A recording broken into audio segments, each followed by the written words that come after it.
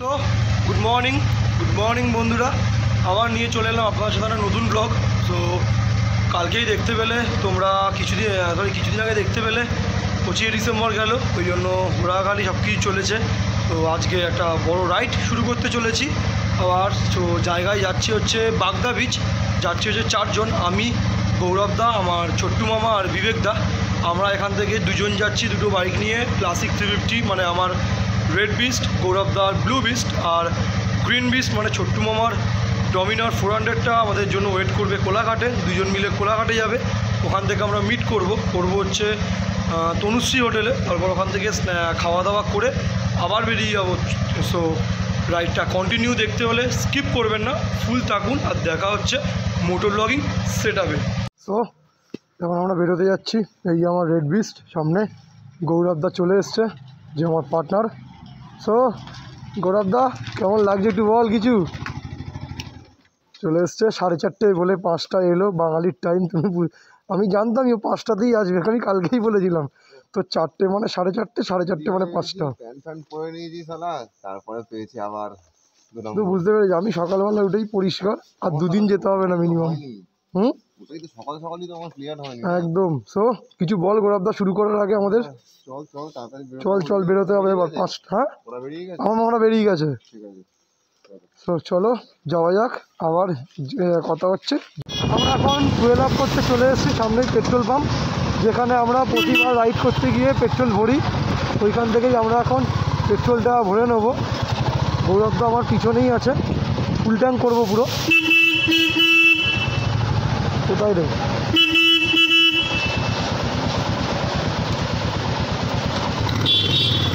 এখানে রাখছে, ফুল আপ করবো।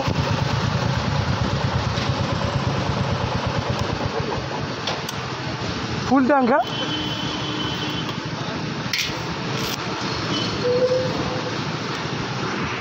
তো আমাদের এখন ফুয়েল আপ করা কমপ্লিট।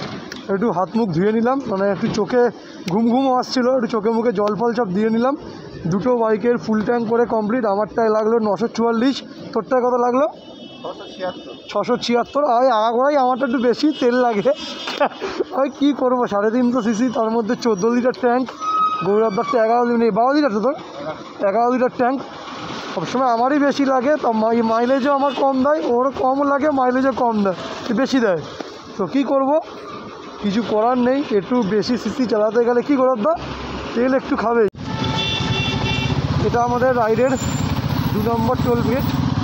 তো এখন আমরা বেরিয়ে যাচ্ছি। আমাদের সামনে আরও অনেক রাইডের দাদারা আছে, দেখি 1, 2, 3, 4টে বাইক আরও সামনে পরপর। আমাদের 6টা বাইক পরপর যাচ্ছে, সব বেশ ভালোও লাগছে দেখে। এরকমই তো আমরা বাইক লাগছে, পরপর বাইকটা যাচ্ছে, খুব ভালো লাগছে। অনেকগুলো বাইক আছে, অনেক বাইক, এইখানে আমাদের 2টো বাইক কিছুই না। চলো, কতদিন পর আবার কোলাঘাট ব্রিজে আমরা টপকাচ্ছি। কোলাঘাট ব্রিজের ওপর দিয়ে ট্রেন যাচ্ছে, আর সকালবেলা খুব ভালো লাগছে, ঠান্ডাও লাগছে হেভি। যখন ভোর বাড়ছে হয়তো চলে এসছে তারপরে। আমরা কোলাঘাটের সামনেই চলে এসেছি প্রায়, আর 3 কিলোমিটার বাকি। সো গুড মর্নিং, আমরা চলে এসেছি এখন তনুশ্রী হোটেলে। কিছুক্ষণ হলো চা বিস্কুট খেয়ে নিয়েছি। এবার অর্ডার দিয়েছি হচ্ছে আলুর পরোটা, আর আমার পাশে বসে আছে বিবেকদা। হ্যালো। এখানে হচ্ছে আমাদের গৌরবদা, তুমি সবাই চেনো। ওই যে আমার ছোট্টু মামা আসছে, ওখানে 4টে আলুর পরোটা দিয়েছি অর্ডার। ওর ব্যাগটা এখন আলুর পরোটা, ওর ব্যাগটা এখন চেনটা কেটে গেছে, ওটাই এখন গৌরবদা ঠিকঠাক করে বাজছে। তো চলো, এই যে আমাদের আলুর পরোটা চলে এসছে, একটু সরা দেখি একটু। বাহ, গরম আলুর পরোটা। আমরা এখন বেরিয়ে যাচ্ছি এখান থেকে, তনুশ্রী হোটেল থেকে।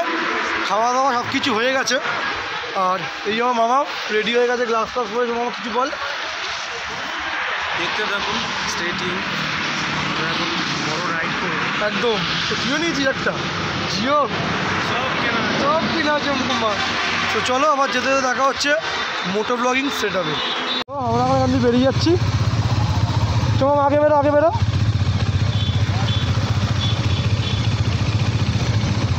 এখন আমরা এখান থেকে বেরিয়ে যাচ্ছি। এখন বাজে 8:08।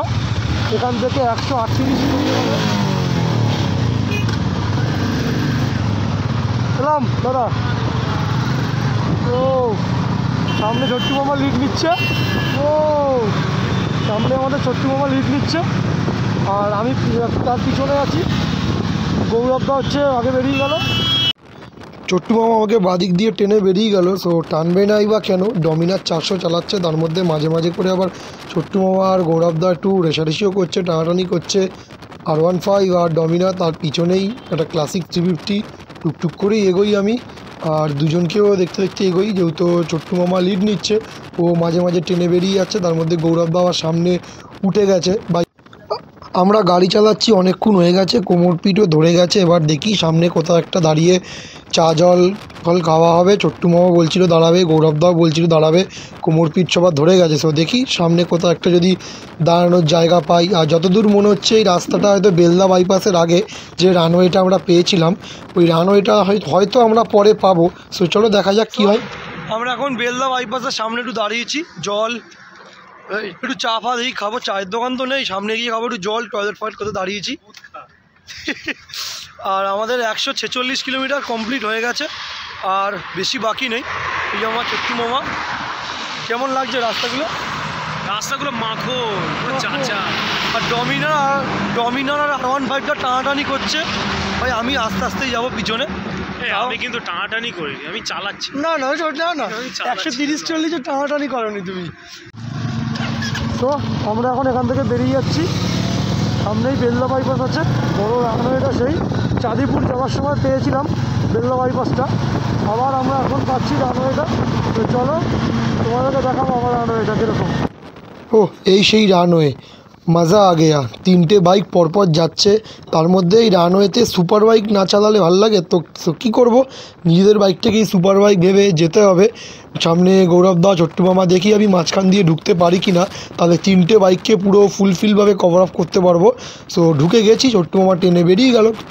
এটা হচ্ছে আমাদের রাইডের 6 নম্বর টোলগেট। নামগুলো লেখা নেই এখানে টোলগেট, কেন বুঝতে পারছি না। তো আমরা ইতিমধ্যে 192 কিলোমিটার রাইড কমপ্লিট করে ফেলেছি, আর বাকি ওই 7 কিলোমিটার বাকি, 65, আর 1 ঘন্টার মধ্যে পৌঁছে যাবো আশা করছি। হ্যাঁ হ্যাঁ হ্যাঁ, বলুন বলুন। ওই লালগুড়ি দিয়ে ব্যাক আসবো।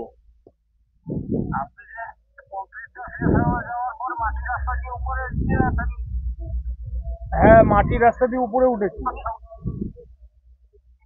শুনতে পাচ্ছেন? হ্যাঁ বলুন বলুন। হ্যাঁ, ওই মাটির রাস্তা দিয়ে উপরে এসেছি, ওখান দিয়ে নিচে আসবো তো। ঠিক আছে। সো এটা হচ্ছে আমাদের এখন সিসাবাড়ি বিচ ক্যাম্পের এন্ট্রান্স। আমরা এখন এখান দিয়ে ঢুকছি। 3টে বাইক দেখতেই পাচ্ছ পরপর আমাদের রাখা আছে, আর সামনের পোর্শনটা পুরো হচ্ছে পার্কিং এরিয়া। এখান থেকে আমরা এখন ড্রেস ফ্রেস ছেড়ে নিয়েছি একটু সাইডে গিয়ে, আর আমরা এই এন্ট্রান্সের ভিডিওটা করিনি বলে আবার ব্যাকে এসছিলাম। সো এটা করে যাচ্ছি। এখানে লোকজনের ব্যবহার ঠিকঠাক আছে, বাট অনেক কিছুই ঠিকঠাক নেই। ক্যাম্পগুলো অনেকটা আমাদের মন পছন্দ হয়নি। অনেকে অনেক কিছু রিভিউ দিচ্ছিল আমাদের যখন বাইরে গেছিলাম। সো কী করবো, এসে পড়েছি, টাকা আমাদের পেমেন্ট করা হয়ে গেছে। দেখা যাক এবার খাওয়া দাওয়াটা কীরকম দেয় লাঞ্চের। আর এখানে নতুন একটা রিসেপশন তৈরি হচ্ছে সাইডে, এটা হচ্ছে একটা সামনে গার্ডেন টাইপের। আমরা এখন লাঞ্চ করতে যাব, তার আগে তোমরা একটু চারিপাশে টেন্টগুলো দেখে নাও। এটা হচ্ছে ফ্যামিলি টেন্ট, এখানে অলমোস্ট সবাই এসে গেছে ফ্যামিলি টেন্টে। আমরা ঢোকার আগে আগে মুহূর্তে ওই দিকেরগুলো ফ্যামিলি টেন্ট, ওগুলো হচ্ছে এসি টেন্টের মতন। আর পিছন দিকে আমাদের যে টেন্টগুলো আছে ওগুলো তো ফ্যামিলি আশা করি ভর্তি হয়ে গেছে। এটা হচ্ছে ডাইনিং এরিয়া, এখানে ব্রেকফাস্ট থেকে শুরু করে লাঞ্চ ডিনার সব কিছু এখানেই হয়। আমরা এখন কিছুক্ষণ পরেই খেতে আসবো, দেখা যাক কী খাবার দেয় না দেয়। খিদেতে পেট চোচো করছে পুরো আমাদের 4টে ছেলেরই। সেই সকালবেলা টিফিন করেছিলাম কোলাঘাট থেকে, আলুর পরোটা আর জল ফল কি স্ন্যাক্স খেয়েছিলাম, আর কিছু খাওয়া হয়নি। সো চলো, আর এটা হচ্ছে সামনে বসে সবাই আড্ডা মারে। এখানে জঙ্গল টাইপের আছে একটু, এই গাছের বেড়াগুলোতে দোলনা টাইপের দেওয়া আছে, সবাই এখানে দোলনা চড়ছিল বাচ্চাগুলো, আমরা এসে দেখছিলাম। আমরা এখন টেন্টে বসে আছি। আমার মামা, আমি আর আমার মামা হাত মুখ ধুয়ে এসেছি। এবার গৌরবদা বিবেকদা গেছে আমার ব্যাটারির চার্জটা শেষ হয়ে গেছিলো বলে আমি আর করতে পারিনি তাই জন্য আবার এখানে এসে শুরু করলাম। এখন চার্জে দিয়েছি, চার্জে দিয়ে করছি আবার। সো চলো এবার তোমাদের ট্রেনটা দেখাবো। এসব প্লাগিং করা, ওফ কি বলবো আর। সো বন্ধুরা এখন আমরা যাচ্ছি লাঞ্চ করতে। এখন বাজে ওই হয়তো 2:30 পৌনে 3টে মতন। এতক্ষণ একটু সি বিচের ধারে ধারে ঘুরছিলাম, ওই জন্য ফোনটা চার্জে ছিল বলে দেখাতে পারিনি। বাট এখন আমরা লাঞ্চ করতে যাচ্ছি, লাঞ্চ করে সি বিচে যাবো চান করতে। তা চলো লাঞ্চে কী কী দেয় কী কী না দেয় তোমাদের সব কিছু দেখাবো, চলো। এটা আমাদের খাবার দিয়েছে, দই, আলু ভাজা, বেগুন ভর্তা, একটা তরকারি, ডিমের কারি, ডাল, পাঁপড়, ভাত আর চিংড়ি মাছের মালাইকারিটা আসবে। বিবেকদাকে খাবার দিয়ে গেছে, গৌরবদাকে দিয়ে গেছে। না মাংস রাতে, এটা হচ্ছে মামা। আমরা বসে আছি 2 ঘন্টার ওপরে। তাহলে এখন আর কি আসবে? মাছ আছে, চিংড়ি মাছ আছে আর খাবারটা নিয়ে আসুন আর কি ভেটকি তিমি মাছ হবে, তিমি মাছ। সো আমরা এখন লাঞ্চ করে যাচ্ছি হচ্ছে সমুদ্রে চান করতে। এখানে সবার খাওয়া হয়ে গেল, বাট খাওয়ার রিভিউ একটু রিভিউটা দে। অতি জঘন্য, শুধু খিদে পেয়েছিল বলে আমি কিচ্ছু বলবো না, শুনে নাও। তা না হলে মুখে দেওয়ার যোগ্য না। শুধুমাত্র ডালটা তুলনামূলক একটু ভালো, আর পাঁপড় ভাজাটা ওইটা দিয়েই সত্যি সত্যি কথা আমার একটু ভালো লাগেনি। কালকে কোনো না কোনো বাহানা করবো, করে বেরিয়ে যাবো এখান থেকে। নয় বলবো বিবেক তো অসুস্থ, ভিমরি খেয়েছে, নয় কেউ না কিছুটা করবো, নয় হিট ফিট কেউ খেয়ে যাবো, কিছু না কিছুটা করবোই ভাই। নয় এরকম। আর জঙ্গলটা সত্যি খুব ভালো লাগলো, এই পুরো ক্যাম্পটার মধ্যেই আমার এই জঙ্গলটাই ভালো লাগলো। বাট জঙ্গলটা আবার দেখো তোমরা,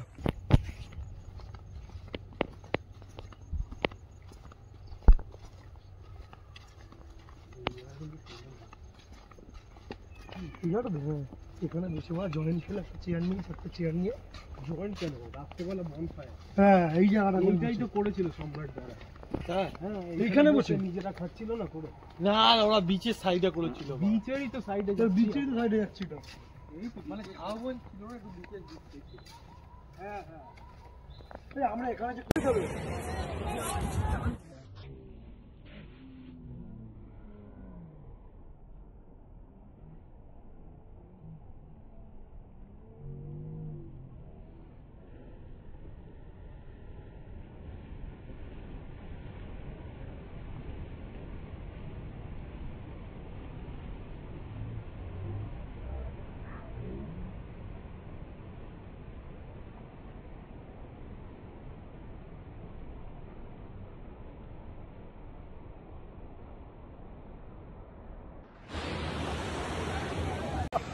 এই সেই আমাদের ঝাউবন, গোটা জঙ্গল, পুরো মিনিমাম 500-600 মিটারের মতন পুরো জঙ্গল আমাদের ক্যাম্প থেকে হেঁটে আসতো।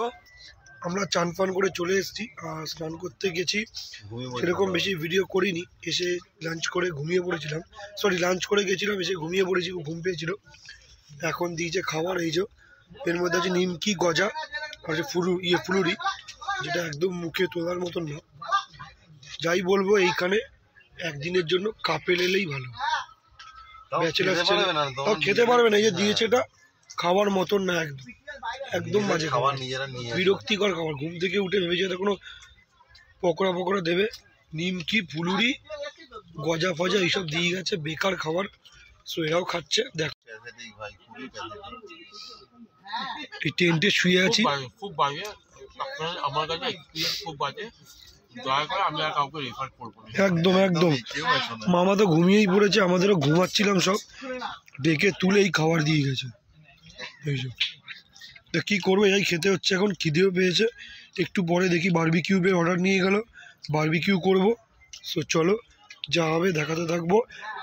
দেখাতে সেরকম ইচ্ছাও করছে না কিছু, ভেবেছি অনেক থিঙ্কিং নিয়ে এসেছিলাম, পুরো কি বলবো।